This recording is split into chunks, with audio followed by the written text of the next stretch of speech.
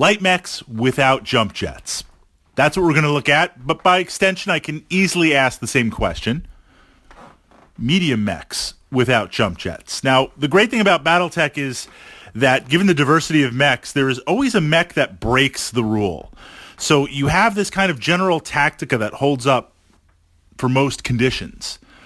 But then based on a mission or based on a certain type of battlefield or a certain role that you're going to be in, a very, very specialized mech breaks all the usual rules and excels in there. So there is this little bit of duality. I admit that, where you need to kind of look and say, most of the time this works, but if I think I'm going in this direction, here's a couple of key mechs. I say that because light mechs, the role of light mechs as a scout, as a skirmisher, as a recon type mech, maybe even a sniper type role, where they're going to have some long-range missiles or maybe something at range and just use that extreme speed to snipe and pop things off.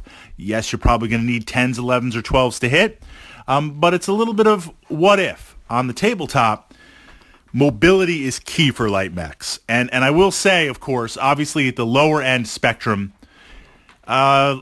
this is the test here. You guys will correct me. Too many battle mechs running around in my head.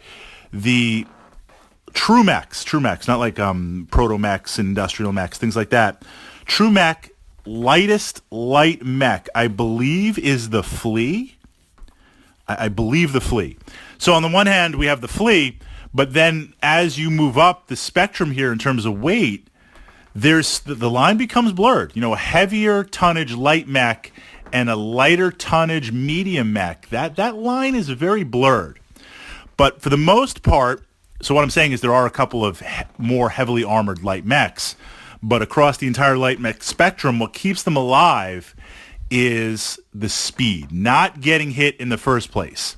And the two ways you don't get hit in the first place is range, staying out of range, staying far away as possible, and stacking up the movement modifiers, stacking up the hexes on there.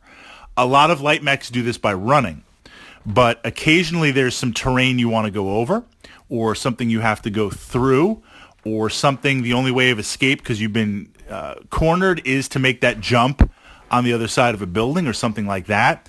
To get caught without jump jets is a serious problem. Now there's a couple of mechs, say like the Locust, or other mechs that might have extreme speed that in theory are going to keep you alive.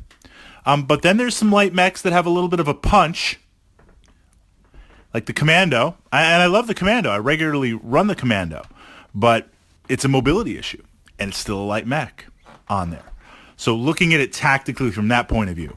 Now, parallel, so we have like a list of mechs. Parallel to that are mechs like the Panther on there with the PPC. You know, light mech on a PPC, inner sphere tech, that's kind of an oddity. That's kind of a rarity on there. So you have certain mechs, you have certain machines that are very, very focused, and if they are, they're allowed to break the rules because they're breaking the rules for you to bring into a place where there's very, very specific mission rules where they'll excel.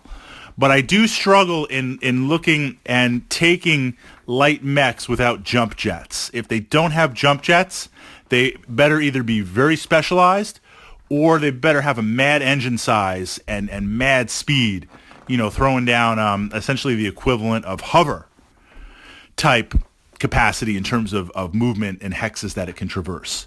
Your thoughts on that? And as we move into medium mechs, would you take a medium mech without jump jets?